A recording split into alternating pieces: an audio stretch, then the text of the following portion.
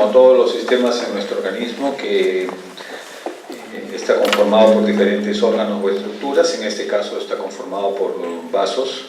Estos vasos en general pueden ser divididos en vasos arteriales, vasos venosos y un tercer tipo de vaso que corresponde a los vasos linfáticos.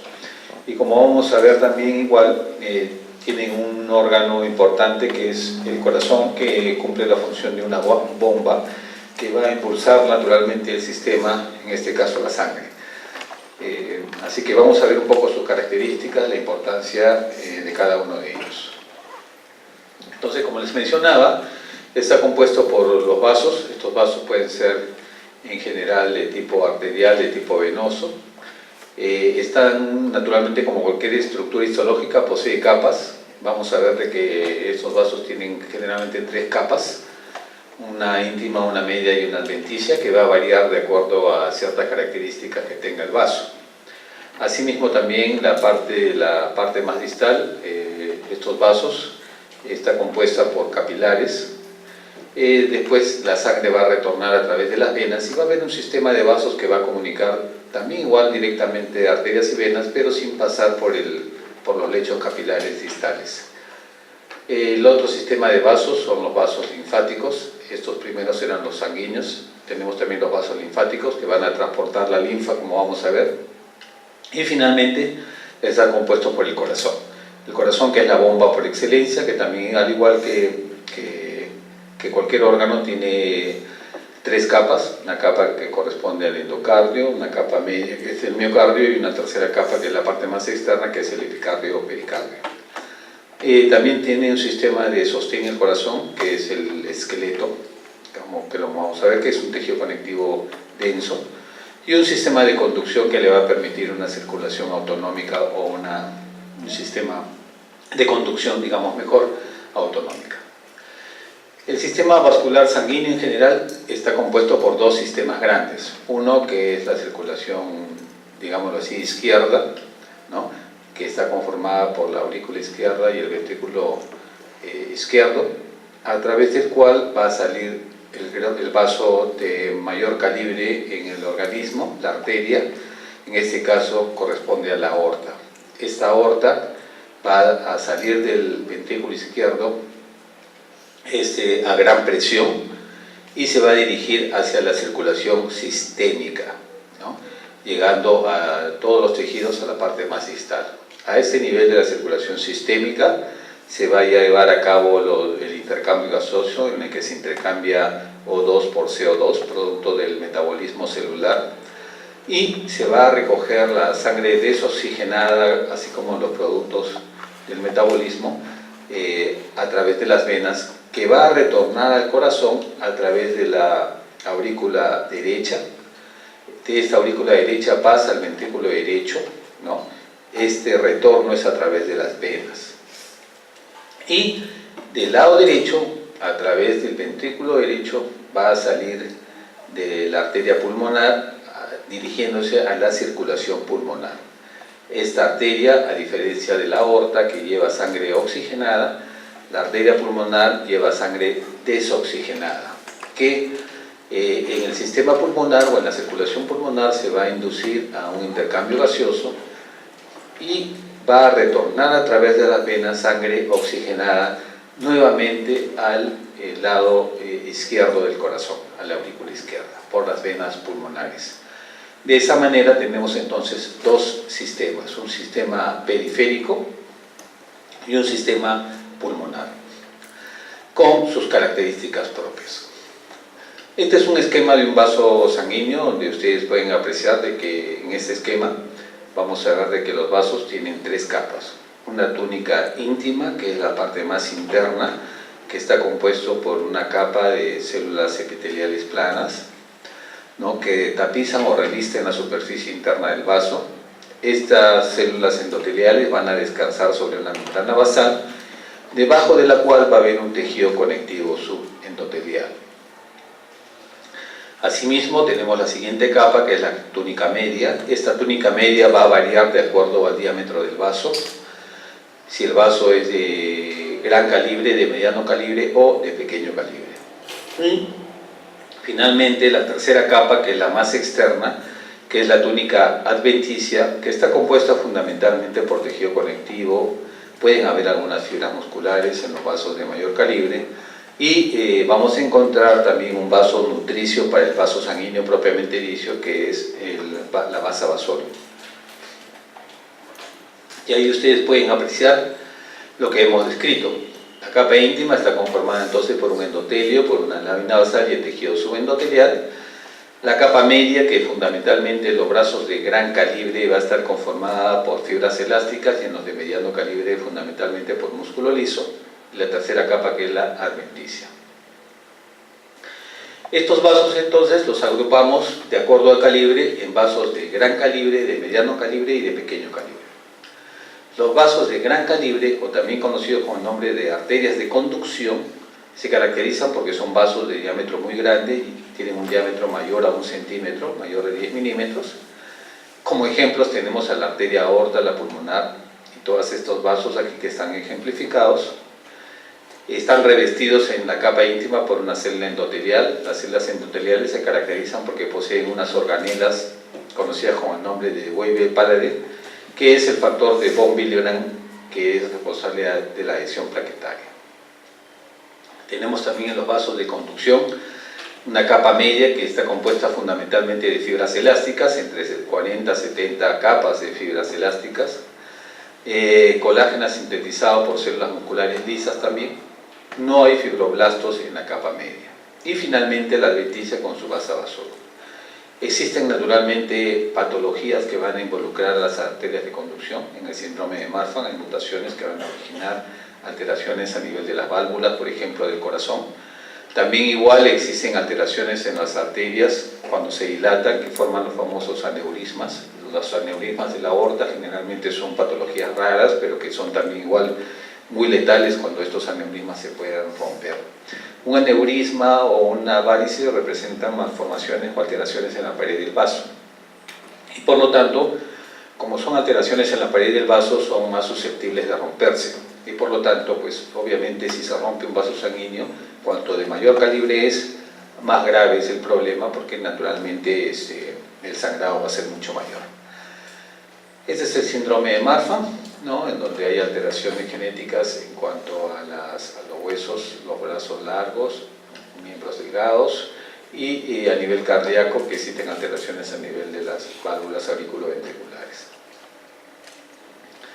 Este es un ejemplo de una arteria de gran calibre. Este es un corte histológico de la aorta. Al HE se va a ver así. De repente, con mucha curiosidad en algunos casos, van a poder visualizar estas estructuras filiformes ondulantes en el espesor de la pared, que esto pertenece a la capa media, que representan las fibras elásticas, que se van a visualizar mucho mejor naturalmente en una coloración especial para fibras elásticas. Acá tengo la capa íntima, que es muy delgada, endotelio, membrana basal y el tejido conectivo subendotelial. La capa media, que es bastante ancha, conformada por 40 a 60 fibras elásticas, y la adventicia, con tejido conectivo fibra adiposo y su vasa vasorum. Las arterias de mediano calibre son arterias de distribución, conocidas también. Se caracterizan porque tienen un diámetro entre 2 a 10 milímetros. Acá tenemos ejemplos de arterias de distribución. Se caracterizan además porque entre la íntima y la media, las fibras elásticas se agrupan y forman lo que se llama la lámina elástica interna. Y entre la media con la adventicia también igual las fibras elásticas se agrupan y forman la lámina elástica externa. Después el resto es como cualquier otro vaso sanguíneo. Tiene su íntima con sus células endoteliales, su capa media, que en este caso es de fibras musculares lisas, y su adventicia con su vasa vasorum, con sus fibroblastos, con sus células musculares, ¿no? Y si hacemos una coloración para fibras elásticas, vamos a visualizar con mayor detalle las fibras elásticas interna y externa. Este es el corte histológico. A diferencia del otro caso, aquí van a haber núcleos que corresponden a las fibras musculares, a diferencia de la capa media de la aorta, que solamente eran fibras elásticas, o sea, no hay núcleos, ¿no? Esa es la gran diferencia con una arteria de mediano calibre, acá hay fibras musculares. Igual aquí su íntima, esto vendría a ser la capa media y esto de acá la adventicia. Y finalmente los vasos de pequeño calibre arrancan con las arteriolas, ¿no? Las arteriolas, que igual son vasos de resistencia, son vasos de pequeño calibre, miden entre 10 a 100 micras de diámetro, tienen una luz pequeña, una pared gruesa, con una capa muscular de apenas 2 a 5 fibras elásticas de espesor. Se encargan de regular el flujo de vasoconstricción y vasodilatación, por lo tanto determinan la presión arterial sistémica. La parte terminal de estas arteriolas representan las metaarteriolas, que aquí ya desaparecen prácticamente la capa muscular, por eso que son los músculos discontinuos. A medida que el vaso va disminuyendo de calibre, las fibras musculares van desapareciendo, se van perdiendo. Y aquí tenemos un vaso de menor calibre, su íntima, su capa media, apenas un par de capas de células musculares de su adventicia, igual aquí. Después de estas metaarteriolas tenemos ya los capilares sanguíneos, que ya son vasos de intercambio. ¿Por qué? Porque aquí ya se va a producir el intercambio gaseoso, ¿no? Se entrega O2 y se recoge CO2 de la circulación, conjuntamente con metabolitos que se producen a nivel celular. Son vasos que van a medir entre 5 a 10 micras de diámetro, son vasos de muy pequeño calibre. Recordemos en este punto de que cuando hablábamos de los eritrocitos, hablábamos de células que medían apenas 7 micras de diámetro en promedio. Entonces, evidentemente, estos vasos, pues el eritrocito se tiene que deformar un poco. A ver, señorita, estos vasos se tienen que deformar un poco para poder atravesar vasos de tan pequeño calibre. Esta microcirculación está dada por arteriolas terminales, por el lecho capilar, que es propiamente la parte ya del intercambio, y las vénulas postcapilares. Igual poseen células endoteliales y unas células especializadas, son células musculares que se han modificado y reciben el nombre de pericitos. ¿Ok?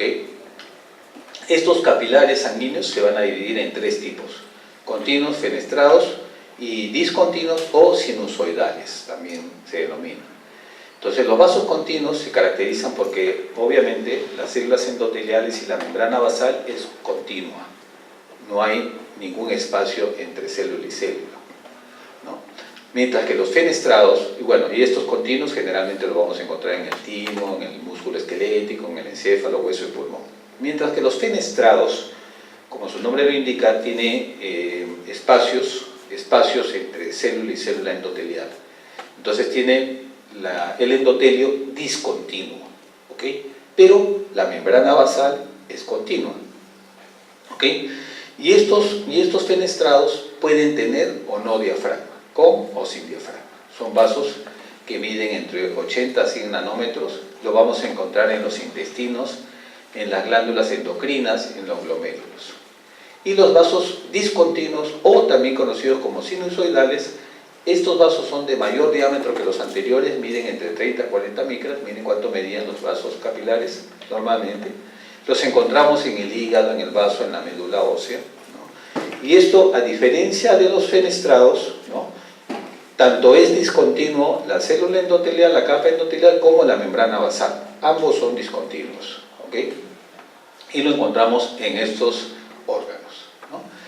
Y aquí tienen el ejemplo. Miren, acá está su pericito, su célula endotelial, y es todo continua la célula, tanto membrana basal como la célula endotelial. Célula endotelial, membrana basal continua. El fenestrado tiene la célula endotelial discontinua, pero la membrana basal es continua.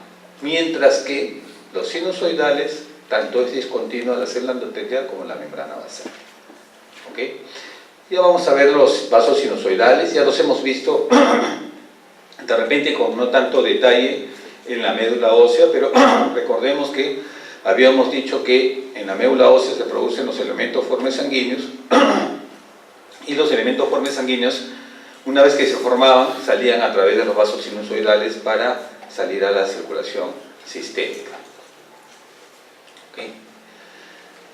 Ahora, hasta aquí aquí hemos terminado con las arterias, ya hemos llegado a los capilares, que es la zona de intercambio, y ahora vamos a retornar hacia el corazón en la circulación sistémica, empezando por las vénulas postcapilares, ¿no? Las venas en general son vénulas de capacitancia o de reserva, representan el 70%, presentan válvulas, que son proyecciones de la íntima, porque naturalmente ya las venas no manejan presiones. Las arterias sí manejan presiones, pero las venas no.